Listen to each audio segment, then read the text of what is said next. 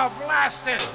Toot, blurg, rattle, crash, hammer, blurg, you blocker, rattle, speak, jerk up, Welcome back.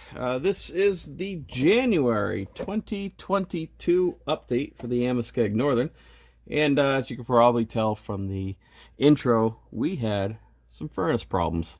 Back in the middle of the month, our furnace, which we were able to find out via the date codes on it, was 19 years old, and the heat exchanger failed. And it turns out that a heat exchanger is about half of what it costs to replace a new unit. So with the age on that furnace, I just completely replaced it with a whole new unit. There's a lot of difficulty in finding it. There was nothing local. I had to go online to buy it, and the only place I could find that could deliver before April was down in Florida. Assuming Florida doesn't do a lot of heating, so they probably have more stock. They sent it up from just outside of Tampa, and upon arriving at the less than truckload facility in Rhode Island, that facility proceeded to put a forklift through it. So the company called, and they spent the next couple days trying to find a replacement unit. We ended up getting the next model up at the same price, which I'm more than satisfied with, but they were able to overnight it, and we got the unit in here the next day. And 18 hours later, if you've seen a few of the posts on the Facebook page, ta-da, it's installed.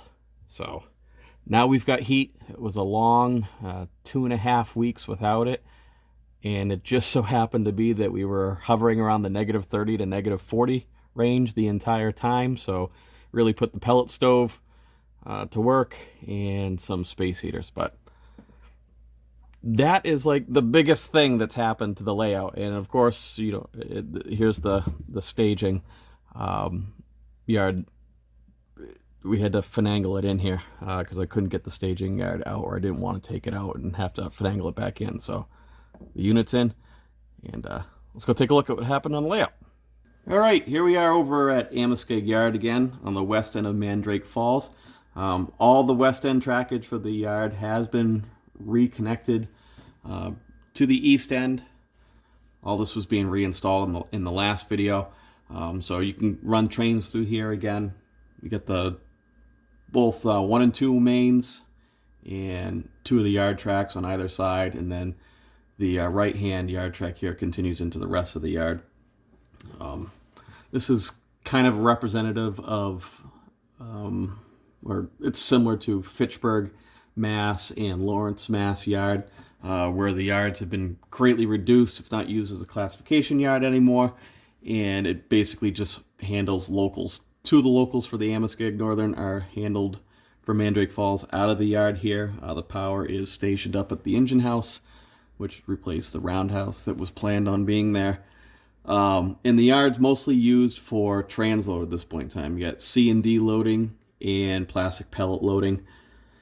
The plastic pellets come in long strings of cars. They're stored in the yard. The trucks for the company just kind of pulls up and just drafts right off the cars. And there's a couple places on Pan Am where they do that. Fitchburg being the main place, where Mid-States Plastics basically has the entire old freight main east side of the yard, where they just have strings of like 50, 60, 70 cars. And the trucks just drive in between them, hook up, pull what they need to, and then pull off. It's kind of an interesting switching operation, because you kind of think, oh, they're just cars full of plastic pellets. You just shove them down, you pull the empties out, let the trucks work their way down, and then you just pull out what's not needed. But certain cars have different classifications of plastics that company needs. So, you know, they may only be drafting off of this car right here, and then you got to pull it and cycle it out. So it's a lot more difficult than just shoving cars in, shoving cars out. So these 2 switches right here, this is not an interlocking. These are actually electronic lock switches. So you do need permission from the dispatcher to come out of the yard on this end. Most of the traffic coming in and out of Amoskeag Yard actually goes through the east end interlocking, which is dispatcher controlled, and then works the yard from this end. But it's similar to like the east end of Fitchburg over at OX, where you can come in and out on hand throws. A couple places over in Air on West Main Street that had a electric lock on one end and a signal on the west end. So it'll be kind of similar to that. And then the west end of the yard's interlocking is actually just behind us on the camera, about another about 30 car lengths. So in between control point to control point on the main line, you can fit 3 large engines, so like ST70s, and 50 cars. So plenty of room in between the two of them.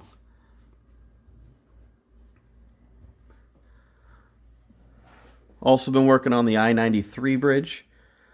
This is mostly going to be made of Atlas parts, the through girder bridges, and 3D printed parts.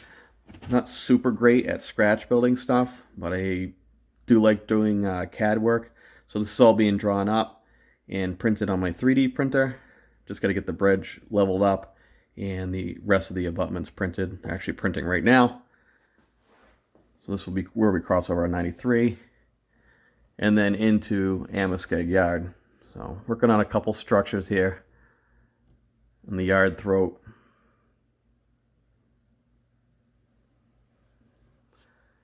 And then in Amoskeag Yard. So you can see here there's 2 tracks going to be used for plastic pellets and C&D.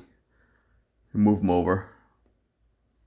Nothing too major. Like I said, it's a smaller yard that's been kind of cut down in size, so the portion that's modeled is just a few tracks.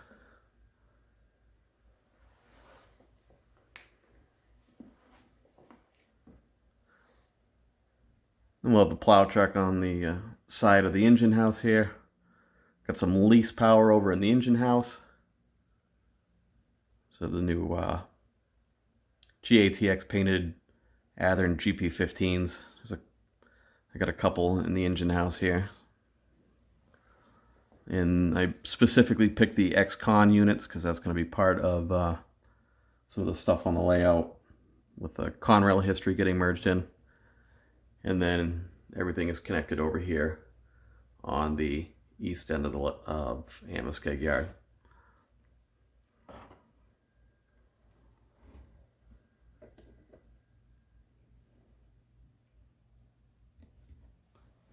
A couple things I do need to, I got to finish the backdrop off on this section right here, get that installed. And so getting that mainline trackage back in, have been able to get trains back running around through the staging yard and on the east end of the layout. And that helped to actually find just another hiccup in some of the track work that I needed to get fixed. We'll take a look at that.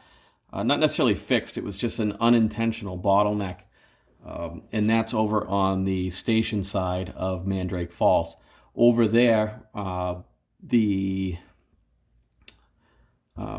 Guilford comes into the main line, and that's where they interchange here with the Amoskeag Northern. They come in on the main line and then head off into staging to drop their cars and then pick up their cars.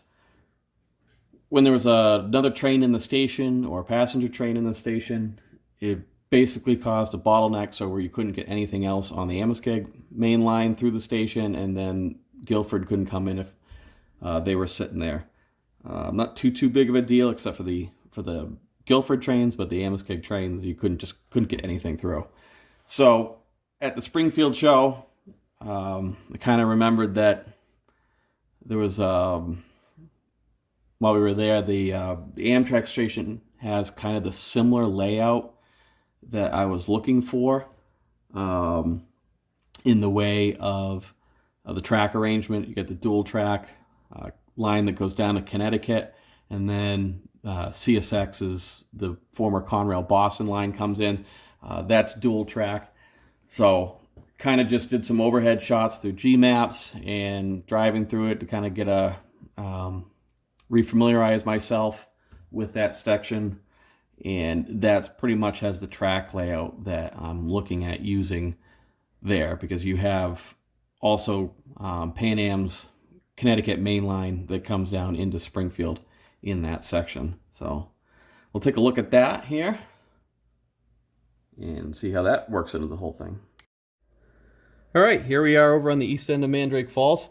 And like I touched on earlier, the passenger station was here. It's still going to be there, but with the track configuration that I had after a couple operation sessions, it was readily apparent that when you had a train making a station stop on either the westbound or the eastbound main, it was causing a bottleneck with the traffic.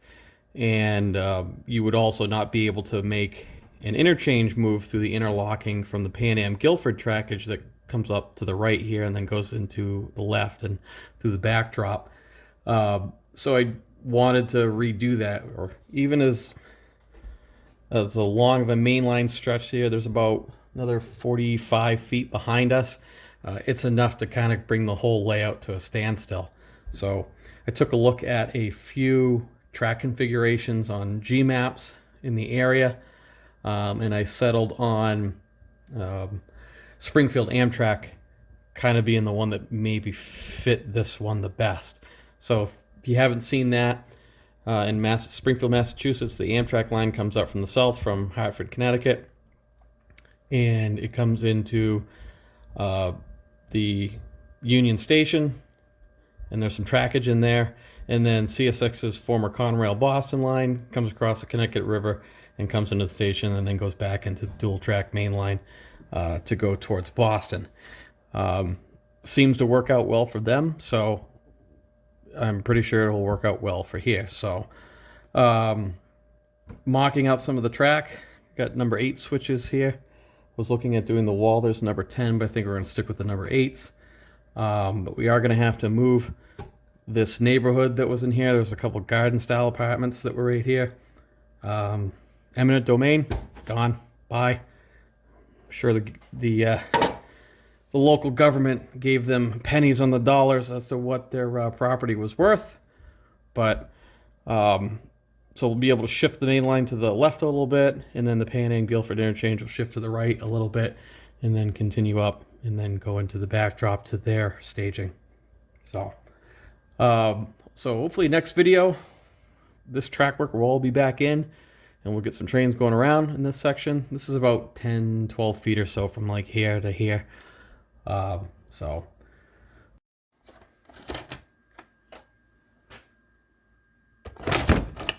oh no, it's Guilford. It would have fallen on its own anyway.